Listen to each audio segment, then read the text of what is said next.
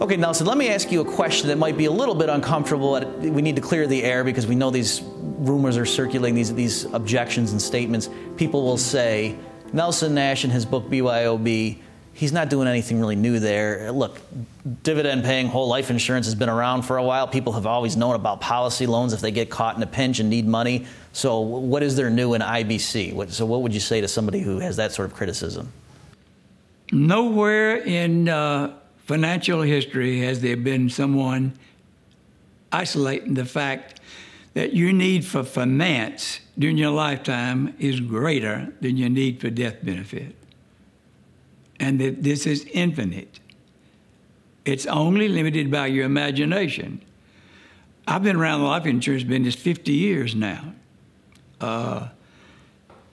Practically all the descriptions of the attributes of life insurance have been centered around developing your need for death benefit.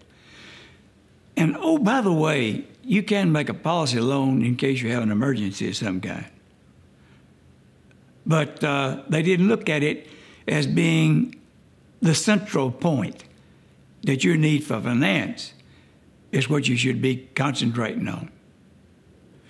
When you do that, you end up so much life insurance that you can't get it past the underwriters. You'll have to insure everybody you have an insurable interest in. Let me ask you a follow-up. I think I know what you mean by the phrase, but I know some viewers might be confused by it. You say that your central contribution, or at least one of the central contributions of what you've given the world with this notion of IBC, is that demonstrating, because no one else has made this point, the need for finance is more significant for people than the need for death benefits. So can you elaborate on that? What do you mean by that? Search out there in the archives of life insurance, and this has never been talked about. Again, all the emphasis was built on how much the world is going to miss you in case you die prematurely. And this was an incidental fact. Now, you do remember that I'm a forester by education. One of the things that we learned that was very important was the importance of classification. If you don't classify things correctly at the get-go, you're wasting your time.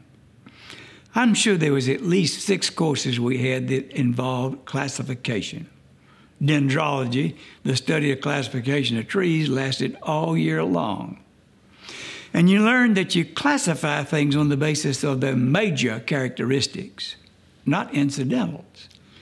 Well, in my book, I demonstrate, in BYOB, I demonstrate what is going on with the dividend-paying whole life insurance policy, that you pay premiums, it becomes the property of the insurance company. They've got to put the money to work in various and sundry places. They've got to pay the death claims, they've got to pay their employees, and they declare dividends. Well, that's the complete picture of what's going on.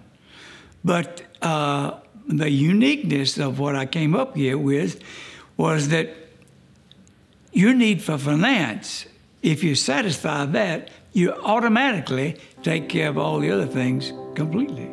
It's much more efficient than any other design out there that's going on. But this is not commonly understood at all.